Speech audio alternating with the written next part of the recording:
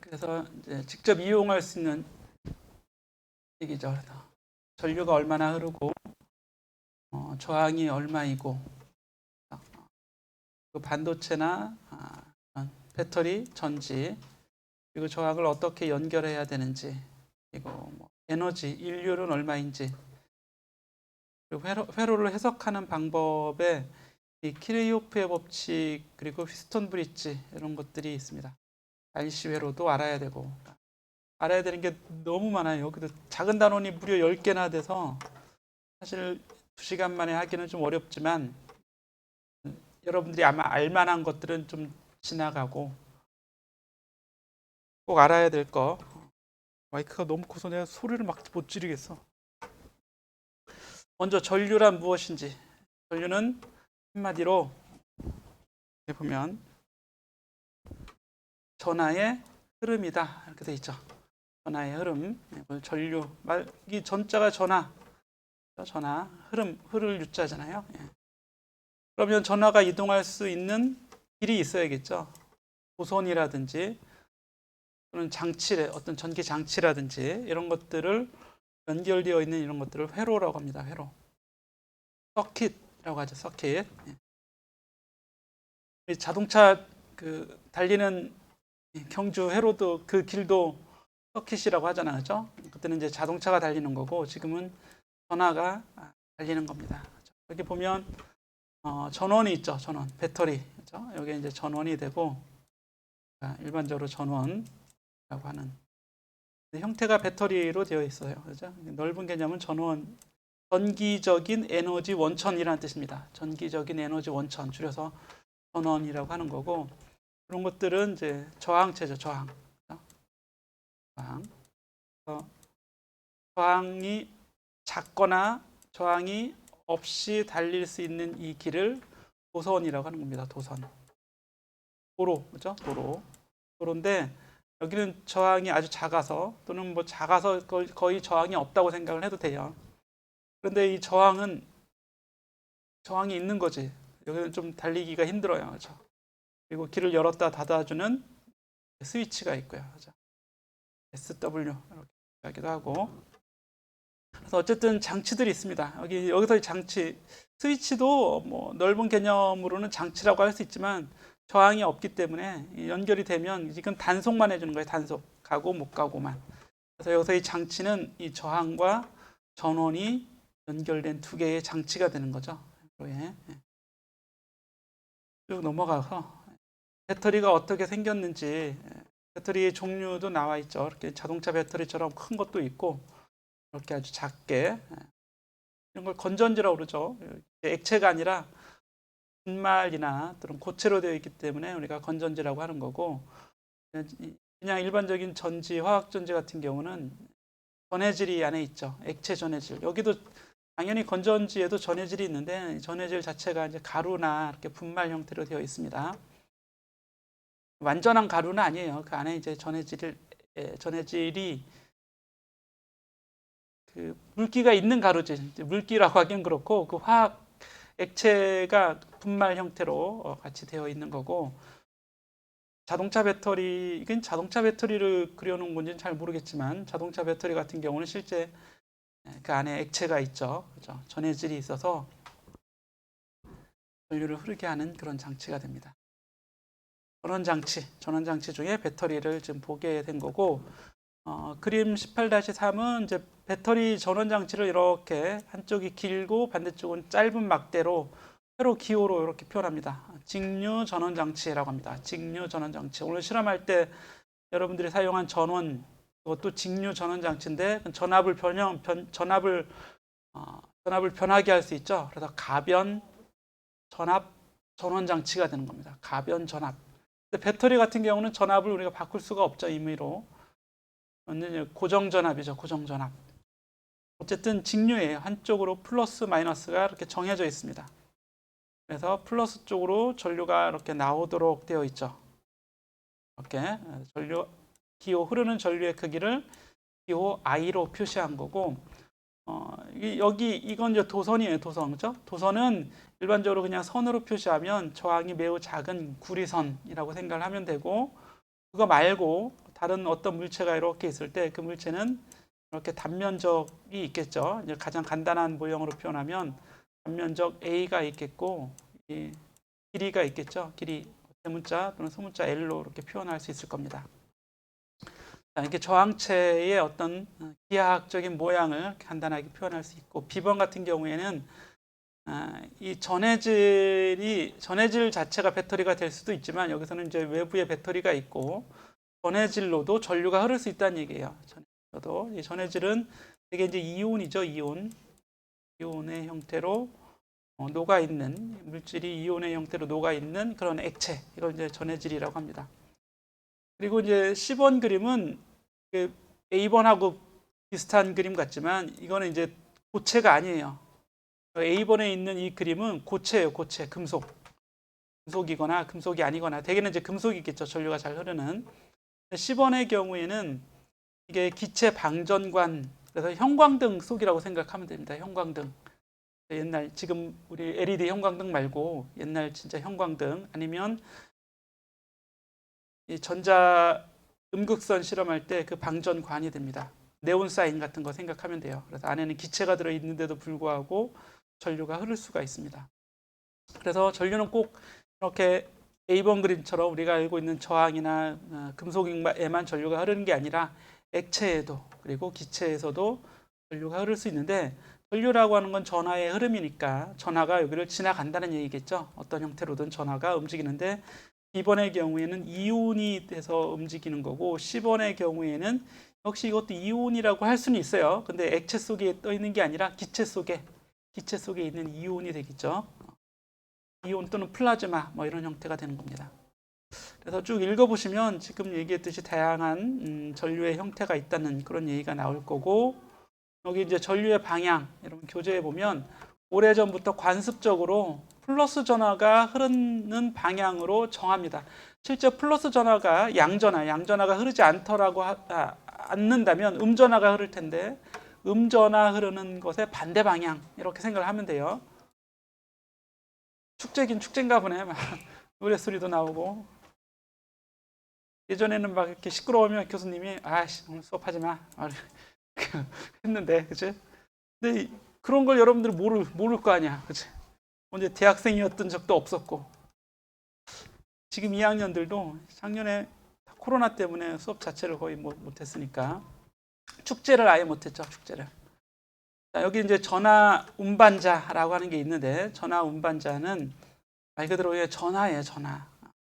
전하를 운반해주는 물체인데, 뭐가 이온이나, 그렇죠? 자유전자가 음전하죠. 음전하가 이동해서 전하가 이동하는 거죠. 양공이라고 하는 게 있는데, 양공은 전공이라고도 합니다. 전공. 그래서 자유전자는 음전하고 이건 양전하기 때문에 양공이라고 해요. 이 공은 영어로 홀입니다. 홀. 전자가 있어야 되는데, 전자가 비어있는 자리, 구멍이 만들어졌겠죠. 빈자리 말 그대로. 그죠? 그래서 빈자리는 전자가 있으면 음인데 없으니까 플러스. 플러스 빈자리라는 뜻의 전공 또는 양공이라고 합니다. 이런 것들이 전하를 운반해주는 전하 운반자가 됩니다. 여기 캐리어라고 되어 있죠. 캐리어는 그냥 우리말로 얘기하면 수레인데, 빈수레는 없어요. 빈수레는 없고 항상 전하를 운반해주는 캐리어이기 때문에 전하 운반자라고 합니다. 그냥 전하 운반자는 대표적으로 뭐가 있냐? 자유전자, 그리고 양전하인 전공 또는 양공, 이런 것들도 있고, 이온이 될 수도 있겠죠. 이온 자체가. 이온도 전하이기 때문에 이런 것들이 전하 운반자가 될 수 있습니다. 금속에서 전하 운반자는 당연히 전자겠죠. 자유전자가 운반해 주는데, 전하 운반자가 없으면 부도체가 되는 거예요. 전하가 지나가지 못하니까, 그죠? 부도체 또는 절연체, 이런 것들은 전하 운반자가 없거나 또는 극소수거나 이렇게 되는 거죠. 그래서 그럼 전류의 크기는 어떻게 정할까? 전류의 크기는 델타 T분의 델타 Q. 우리가 알고 있는 값이죠. 이미 전하가 흘러가는데 1초에 몇 쿨롱의 전하가 흘러가느냐. 초당 쿨롱을 그냥 암페어라고도 합니다. 우리 암페어가 더 익숙하죠. 암페어, 2암페어. 즉 1초 동안에 예를 들면 이런 거죠. 여기 출입문을 열어놨어요. 그럼 1초에 5명이 지나간다. 그럼 사람의 흐름률은 얼마겠어요? 5명 퍼 초가 되겠죠. 그렇죠? 1초당 5명 지나가는 거니까. 그럼 어떤 도선이 있는데, 전선이 있는데 1초에 1쿨롱 지나간다 그러면 1암페어가 된다고요. 1초에 2쿨롱 지나가는 2배의 흐름량이 있다면 2암페어가 되는 거죠. 그래서 Q 나누기 T 아주 간단하죠. 예. 또는 순간 전류는 dQ dt 해주면 되겠죠. 예. dQ dt 하면 바로 순간 전류가 됩니다. 자, 쭉 지나가서 그럼 1쿨롱은 약 6.25 곱하기 10의 18승계의 전하가 지나가는 거잖아요. 1쿨롱의 크기가, 그죠? 그러면 전자로 얘기하자면 전자가 이만큼 1초에 이만큼 지나가면 그게 1암페어다 이런 얘기예요. 1암페어. 한 개의 전하량이 1.6 곱하기 10의 마이너스 19승 쿨롱이니까 1쿨롱은 얼마겠어요? 1쿨롱은 그 역수해주면 되는 거죠. 1쿨롱은 양변에 1.6 곱하기 10의 마이너스 19승으로 나눠줬더니 6.25 곱하기 10의 18승계가 나왔다 이런 얘기입니다. 자, 그래서 문제를 풀어보면 2.5A가 흘러가는 정상 전류라고 하는 것은 일정한 전류를 얘기합니다. 그래서 전기에서는 정상이라는 말 많이 써요. 정 또는 정상, 정전류 또는 정상전류, 일정하게 흐르는. 근데 4분 동안 흘러요. 전하는 얼마나 흘렀겠는가? I는 T분의 Q잖아요. 그러니까 Q는 IT가 되겠죠. 그럼 전류가 2.5A, 암페어가 쿨롱 퍼 세컨드였잖아요. 굳이 또 풀어준 거예요. 거기에 4분이면 6, 4, 240초. 그럼 초하고 약분돼서 쿨롱만 남겠죠. 600쿨롱의 전하량이 흘러간 거다. 그럼 여기에는 몇 개의 전자가 몇 개 흘러간 거냐? 그러니까 1쿨롱은 6.25 곱하기 10의 18승계니까 그만큼 여기 바꿔주면 되겠죠. 600 곱하기 1쿨롱인데 1쿨롱이 6.25 곱하기 10의 18승 이렇게 되겠죠. 그러면 이 값이 나오게 될 겁니다. 이게 그냥 6.25 이렇게 했어요. 6.25 우리나라 전쟁이 났던 6.25 여기 나오죠. 18 그죠? 6.25 전쟁이 일어났으면 안 되는데 그죠? 근데 전쟁이 일어났으니까 여러분들이 태어난 거지. 전쟁이 안 일어났어 봐. 여러분들은 존재하지 않았겠죠. 나도 마찬가지고. 그럼 우리가 이런 전쟁은 왜 일어났나 생각을 하지만 이게 내가 생겨난 원인은 아니지만 그죠? 필연이 돼버린 거지, 그죠? 그래서 오늘 시간에 이런 얘기하는 거 좀 이상하긴 하지만 옛날에 일어난 모든 나쁜 일은 나를 만들어내기 위한 것이다 이렇게 생각하고 받아들여야 돼요, 그죠? 앞으로는 안 일어나게 하면 되겠지, 그죠? 어쨌든 1쿨롱 많이 외우잖아. 1쿨롱이 아니라 기본 전하량 1.6 곱하기 10의 마이너스 19승 역수하면 625 10의 18승 이렇게 나온다고요. 외울 필요는 없어요. 자, 전류에 대한 미시적 모형. 그럼 전류는 이렇게 전하의 흐름인데 실제 이 전자가 그럼 어떻게 움직이는지 만약에 현미경으로 볼 수 있다면, 실제는 못 봐요. 너무 작아서 볼 수는 없는데 볼 수 있다면 이렇게 움직입니다. 이렇게. 전기장이 왼쪽으로 전기장이 가해진 이게 이렇게 아주 큰 도선이라고 하자고. 도선. 이거보다 훨씬 더 크겠죠. 그럼 전자가 여기서 오른쪽 방향으로 움직인다는 얘기잖아. 전기장이 왼쪽으로 가해졌으니까 음전하는 오른쪽으로 힘을 받겠죠. 그럼 오른쪽으로만 이렇게 부드럽게 움직이는 게 아니라 얘는 이렇게 불규칙 운동을 하면서 오른쪽으로 흘러간다 이런 얘기예요.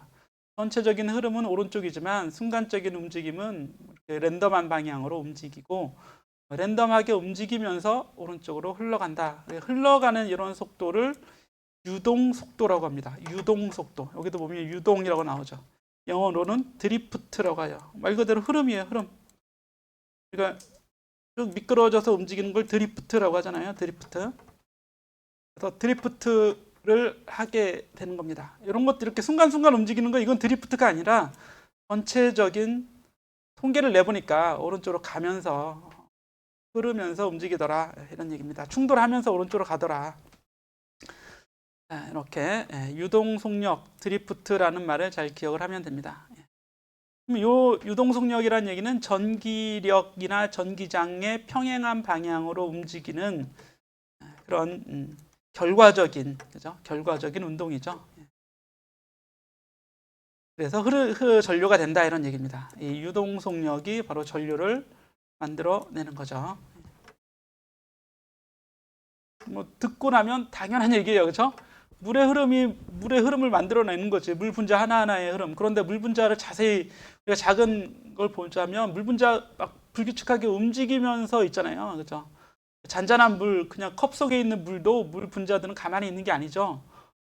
정신없이 움직이고 있습니다, 그렇죠? 그런 걸 무슨 운동이라고 그래요?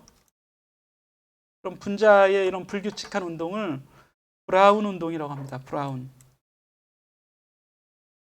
들어봤죠? 브라운. 그걸 또 갈색 운동 그러면 안 돼. 브라운은 사람 이름이에요. 브라운 운동. 브라우니언 운동이라고 브라우니언 모션이라고 하는 겁니다. 불규칙한 운동. 이거를 아인슈타인이 논문을 써서 노벨상을 받는데 일조한 거죠. 그렇죠? 아인슈타인의 광전 효과 논문을 썼는데 그 논문을 쓰던 해에 상대성 이론도 논문을 쓰고 이 브라운 운동도 해석을 해요. 그래서 세 개의 논문을 써서 와, 정말 대단하다. 그래서 1905년을 기적의 해라고 하잖아요. 기적의 해. 그죠? 인류에겐 기적이다. 이런 게. 아인슈타인 혼자 다 한 거야. 한 해. 그죠? 남들은 평생에 하나 하기도 힘든데 대단했죠. 그죠? 역사에 남을 물리학자입니다. 그죠? 오죽하면 기적의 해라고 하겠어요. 그죠? 미라큘러스라고 해요. 미라큘러스. 자, 델타 Q는 이거는 이제 이거는 하지 맙시다. 이거는 뭐 하면 좋은데 그냥 지나가죠. 그냥 지나가고 생략, 그냥 미시적인 관점에서 뭐예요. 자, 전류 밀도 생략하려고 하니까 또 나오네 여기. 그래서 이거는 알아둡시다. NQV, NQV 이게 무슨 뜻이냐면 여기 J가 뭔지 이거부터 하도록 하겠습니다. 그림에 안 나오나요? 그림에 위에 있는 그림이 제대로 안 나오는데 여기다 다시 그려보면 이렇게 도선이 있다고 하자고. 이런 도선. 단면적이 A, 길이가 L. 부터 계속 이런 모양을 그리고 있죠. 이렇게 그리고 있는데 여기에 흐르는 전류가 I 암페어예요. 전류는 기호는 I로 표시합니다. 뭐 지금 짝대기 하나 이렇게 지나간다는 얘기예요. 도선처럼. 근데 이 면적당 흐르는 전류, 이걸 전류 밀도라고 합니다.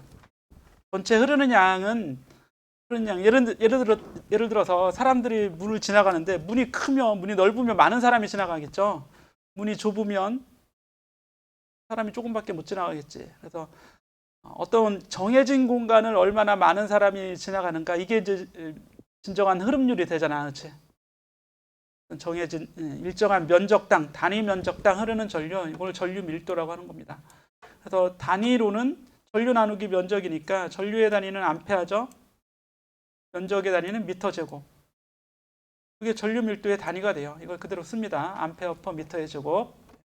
그런데 이걸 계산할 때 유동 속력이 들어가게 된다 이런 얘기예요. 즉 지나가는 사람이 빨리빨리 걸어가면 흐름률이 커질 거 아니야, 그렇지?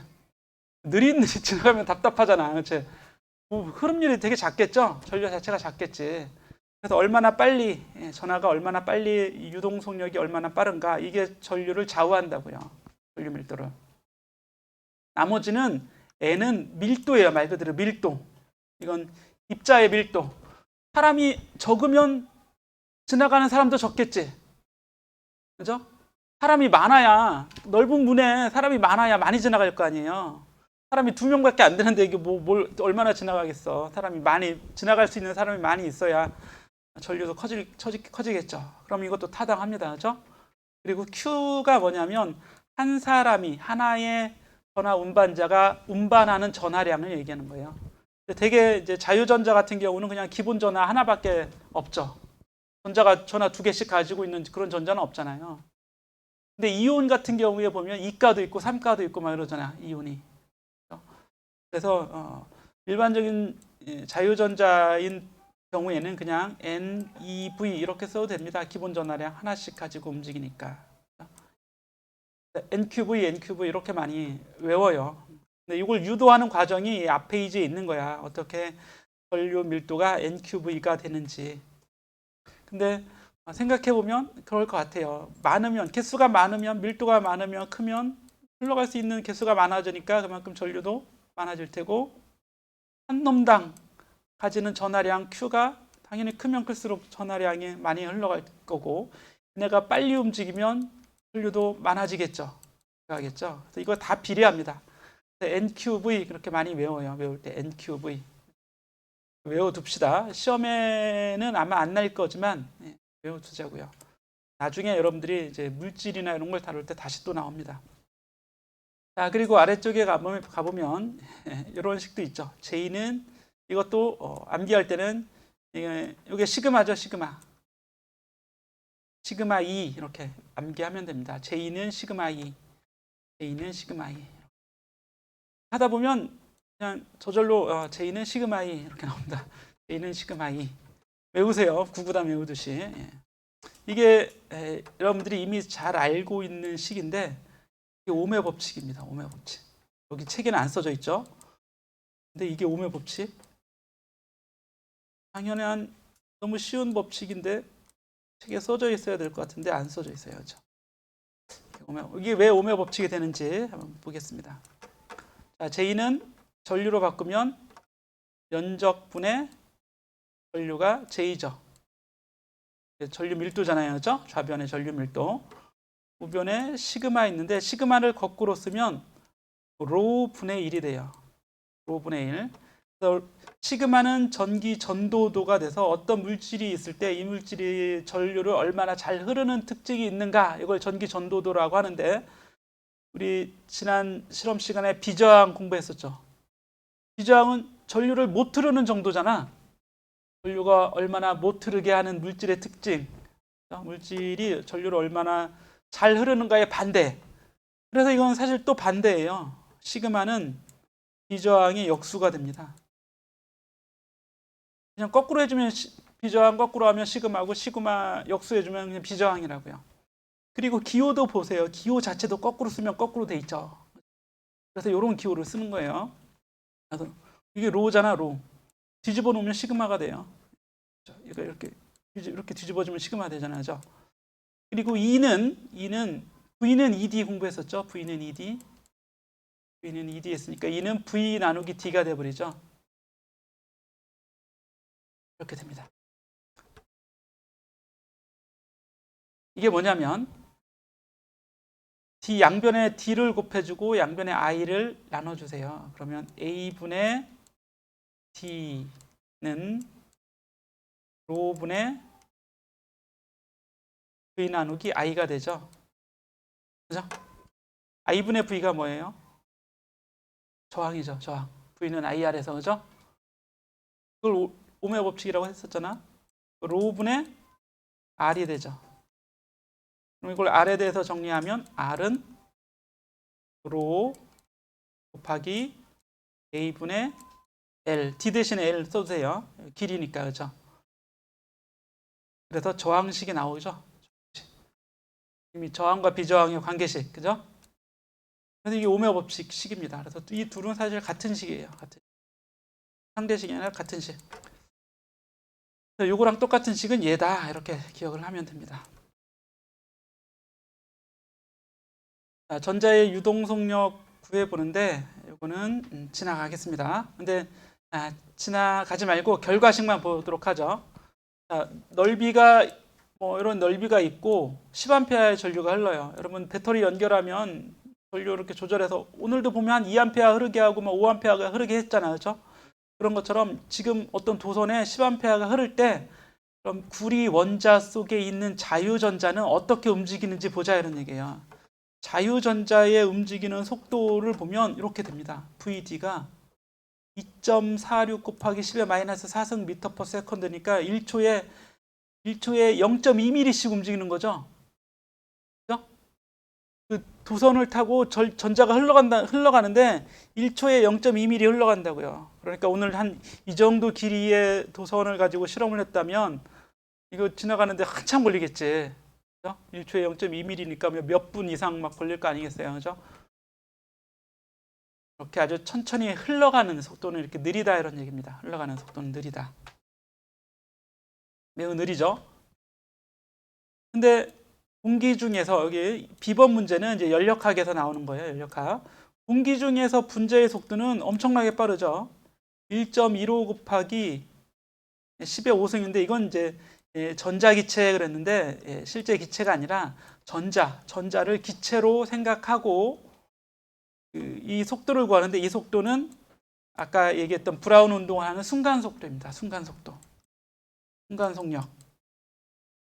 순간 속력은 이렇게 아주 빠르죠. 1초에 10만 킬로미터 막 이 정도 돼요. 그죠? 10의 6승이니까 10만 미터잖아. 10만 미터. 100km, 초속 100km 이 정도로 아주 빠른데 흘러가는 속도는 어떻다고요? 매우 느리다고요. 순간순간 막 움직이는데 그래서 이 그림으로 이렇게 그림으로 표현한 것도 사실은 너무 과장되게 표현한 겁니다. 그렇죠? 흘러가는 이 거리는 매우 느린 거예요. 과장되게 표현한 건지는 뭐 어쨌든 순간 속력은 아주 빠르지만 흘러가는 유동 속력은 매우 느리다 이렇게 기억을 하시면 되고 전기 저항과 비저항 이거는 이제 여러 번 들어서 알겠죠. V는 IR, 이건 전기 저항의 식입니다. 전기 저항을 측정할 때 전압 걸어서 전류 측정해서 저항을 측정한다는 얘기예요. 그래서 여기 보시면 여기 이런 물체가 있어요. 도체라고 합시다. 도체. 여기 배터리를 이렇게 연결합니다. 그럼 전압이 걸리겠죠.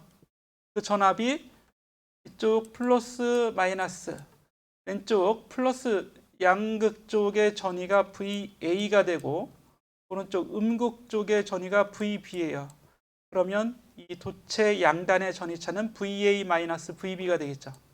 여기가 VA이고 여기가 VB가 돼서 그 차이 이게 바로 델타 V가 되겠죠.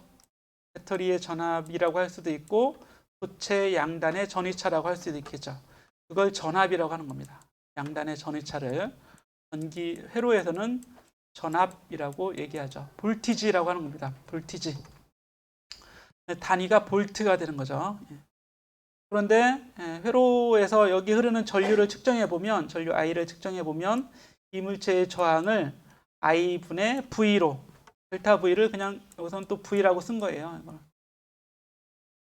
델타자도 아예 생략하고 I분의 V가 저항의 식이 되는 겁니다. 저항을 구하는 식. 그리고 단위로는 볼트 퍼 암페어인데 이걸 그리스 문자에 오메가를 쓰고 옴이라고 읽습니다. 사람 이름, 전기학자 옴이라는 사람의 이름을 기리기 위해서 이름을 옴이라고 한 거죠. 예를 들어서 220볼트의 전원에 여러분 전기 밥솥을 연결해서요 5A의 전류가 흐른다면 이때 밥솥 내부의 저항선의 저항은 I분의 V니까 5분의 220, 즉 44옴이 되는 거죠. 니크롬선이 뭐냐 이렇게 물어보는 사람이 있는데 니켈과 크롬, 철의 합금을 니크롬선이라고 하는 겁니다. 여기 게오르크 시몬 옴, 이 사람의 이름 끝에 옴이죠. 옴. 근데 이 이름 옴을 보니까 오메가가 생각난단 말이야. 그리스 문자에 오메가. 그래서 읽을 때는 옴이라고 읽고 기호로는 오메가를 쓰는 겁니다. V는 IR, 여러분들이 아마 잘 알고 있는 식일 거예요. 오메 법칙은 다음과 같다 그랬는데 이걸 이대로 믿으면 안 되고 오메 법칙이 뭐냐면 오메 법칙이 어디 있죠? 오메 법칙이 이름만 있고 오메 법칙이 내용이 없어요. 그죠? 오메 법칙이 뭐예요? 사실은 전기 저항에 대한 체계적인 여기 있죠. 일반적으로 여기 있네요. 이게 오메 법칙이죠. 이게 두 줄, 한 줄 반. 일반적으로 금속을 포함하여 많은 물질들은 그죠? 어떤 물질들은 넓은 범위의 전압. 이게 무슨 뜻이야? 넓은 범위의 전압. 작은 전압, 큰 전압 다 포함해서 이런 얘기죠. 그죠? 넓은 범위의 전압 또는 전류에 걸쳐서 저항이 일정하다. 여기 포인트는 저항이 일정하다입니다. 저항이 일정하다. 전압과 전류에 관계없이 저항이 일정하다. 이걸 뭐라 그래요? 오음의 법칙. 말이 좀 이상하죠. 그죠? 저항이 일정하다를 오음의 법칙. 저항이 일정하면 오음의 법칙이 적용된다라고 하는 겁니다. 어떤 물체의 저항이 일정하면 그 물체는 오음의 법칙이 적용되는 물질이다 라고 하는 거예요. 오음의 법칙이 뭐냐? 그러면 지금 한 얘기를 다 얘기해야 된다고. 오음의 법칙은 예를 들어서 에너지 보존 법칙이 뭐냐? 그러면 에너지가 보존된다는 법칙이잖아. 그치? 물론 단서가 있겠죠, 앞에. 근데 오음의 법칙이 뭐냐? 오음의 법칙은 어떤 물질의 저항이 변하지 않고 일정한 물질이라면 그 물질은 오음의 법칙이 적용된다라고 한다. 이게 오음의 법칙이라고. 이상해, 그치? 오음의 법칙은. 그럼, 이게 무슨 말이냐? 이 그림을 보면 명확합니다. 18-9번 그림을 보면 1볼트가 흐를 때 전류가 얼마 흘렀어요. 2볼트가 걸어졌더니 전류가 얼마 흐르고 3볼트 됐더니 또 전류가 증가하고 4볼트 되니까 또 전류가 증가했어요. 그래서 이게 점을 찍어 보니까 이게 직선이 되면 이 물질은 오음의 법칙이 적용되는 물질이라고요. 어디서나 어떤 경우나 저항을 구하면 어디서나 저항은 다 똑같겠죠. I분의 V 다 똑같은 값이 나올 거 아니야. 근데 모든 물질이 그러진 않고 이런 경우 대개는 이렇게 납니다. 전압을 높여주면 전류가 계속 높아질 것 같은데 이게 직선 관계가 아니라 이렇게 곡선이 돼요. 곡선. 그럼 곡선인 구간은 저항이 변한다는 얘기죠. I분의 V가 계속 변하는 거잖아. 그럼 이 물질은 오음의 법칙이 적용이 안 되는 물질이다 라고 한다고. 오음의 법칙이 적용된다. 이게 중요한 오음의 법칙이 적용된다. 오음의 법칙 자체가 아니라 오음의 법칙이 적용되는 물질은 저항이 변하지 않는 물질이다. 이렇게 알고 있으면 돼요. 그러니까 저항이 변하지 않는 물질을 일컬어서 오음의 법칙이 적용되는 물질이라고 한다고. 네. 적용돼야 안 되죠. 반도체는 전류 전압 관계가 이렇게 직선이 안 되잖아요. 반도체는 어떻게 돼 있어요? 반도체마다 다르지. 어떤 거는 이렇게 돼 있는 것도 있고 어떤 건 이렇게 되어 있는 것도 있고 어떤 반도체에 따라 다 달라요. 어떤 건 여기가 이렇게 되어 있는 것도 있어요. 이렇게 다 달라요. 여기 이렇게만 되어 있는 것도 있고. 그리고 오음의 법칙은 이게 여기 지금 이 그림은 거의 플러스만 나와 있는데 마이너스도 똑같아야 돼요. 이렇게. 그리고 꼭 원점을 지나야 돼. 원점. 이게 진정한 비례 관계지. 우리가 두 변수 사이에 비례 관계가 성립한다는 건 꼭 원점을 지날 때 비례 관계가 성립하는 겁니다. 여러분, y는 3x 더하기 4. 이건 x, y 사이에 비례 관계가 성립하나요? 아니죠. x가 커지면 y는 커지긴 하지만 x가 2배가 된다고 해서 y가 2배가 되지는 않잖아요. 그렇죠? 하지만 이거를 이렇게 변형시킬 수는 있지. 3x 더하기 3분의 4 이렇게 변형시킬 수는 있잖아. 그치? 그래서 나는 이거를 새로운 x를 보겠어. 그러면 이 얘와 얘 사이에는 비례관계가 성립하죠. 이 넓은 의미로는 비례관계가 되지만 좁은 의미, 여기서 스몰 x하고 y 사이에는 비례관계가 아니에요. 오음의 법칙은 이렇게 완전하게 원점을 지나면서 비례관계가 돼야 되지만 이런 관계가 있어야지만 오음의 법칙이라고 할 수 있습니다.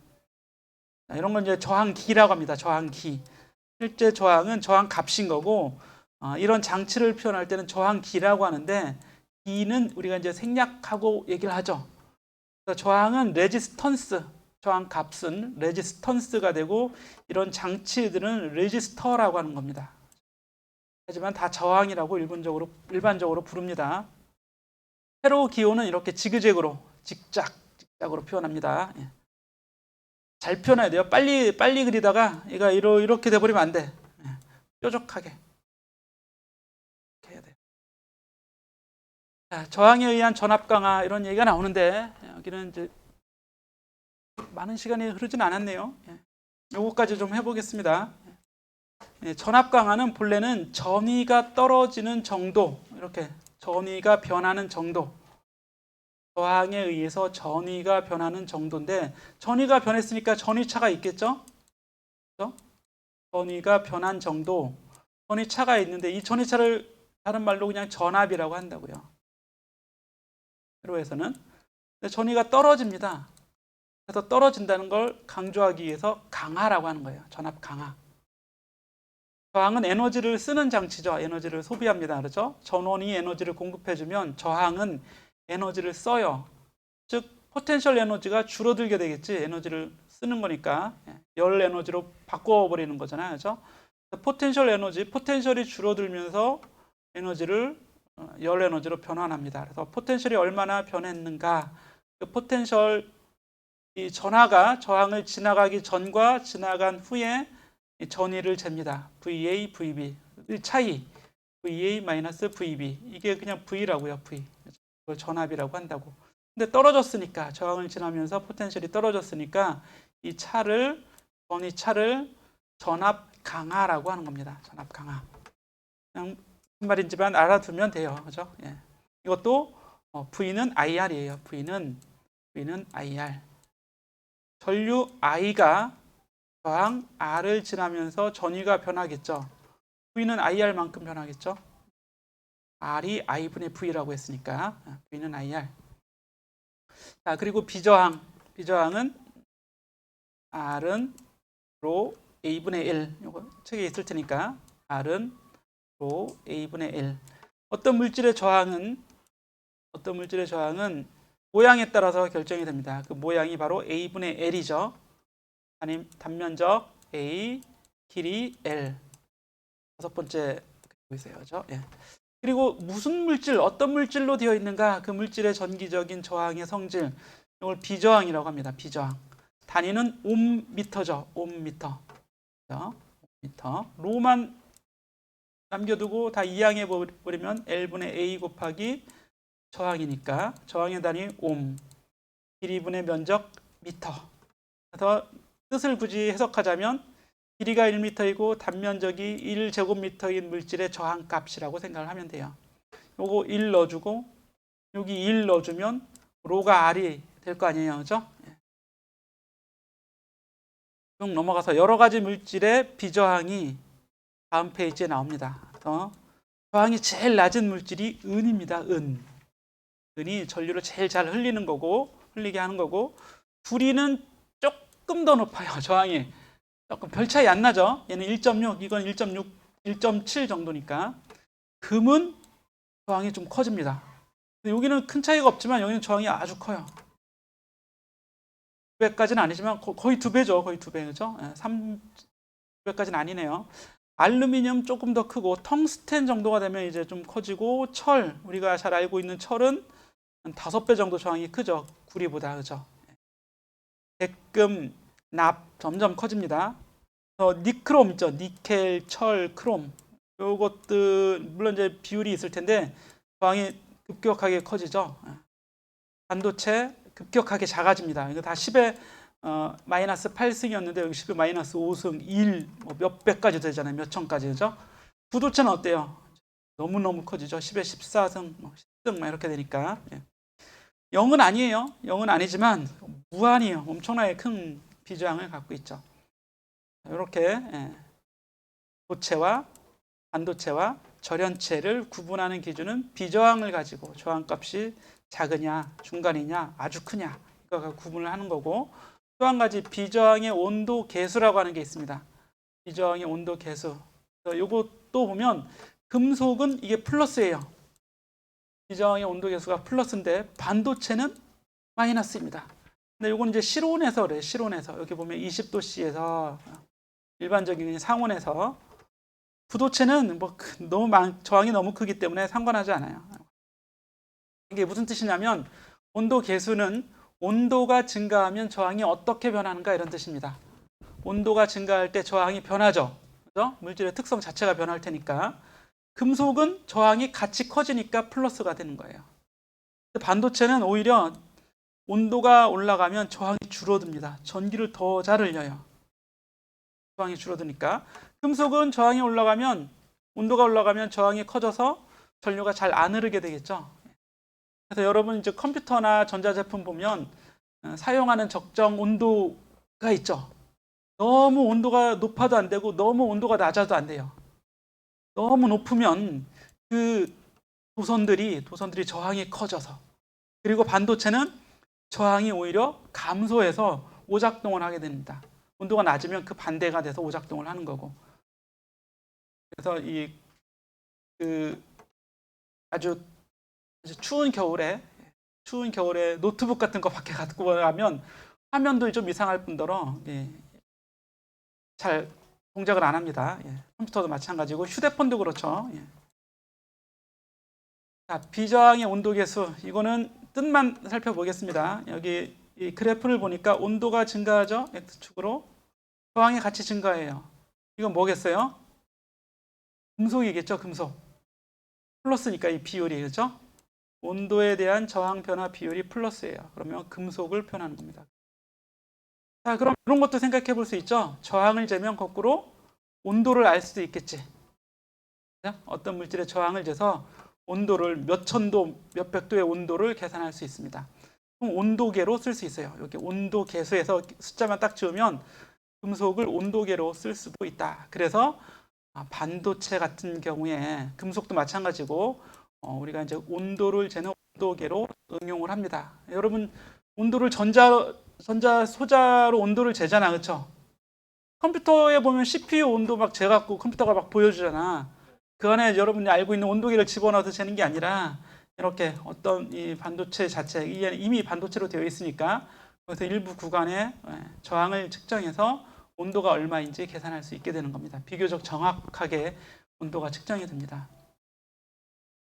그리고 뭐 귀에 이렇게 꼽는 온도계, 옛날에는, 지금은 이제 적외선 온도계를 쓰지만 그렇지 않고 이제 용광로의 온도 이런 거 잴 때는 용광로나 아니면 뜨거운 뭐 전기밥솥의 온도 이런 거 온도 이렇게 그 다리미 같은 이 저항체의 온도를 잴 때는 그 안에 이미 이런 전자 온도계가 다 들어 있습니다. 그래서 물 끓이는 왜 전기 주전자 온도계도 그렇고 100도씨 물이 끓으면 저절로 딱 꺼지잖아요, 그렇죠?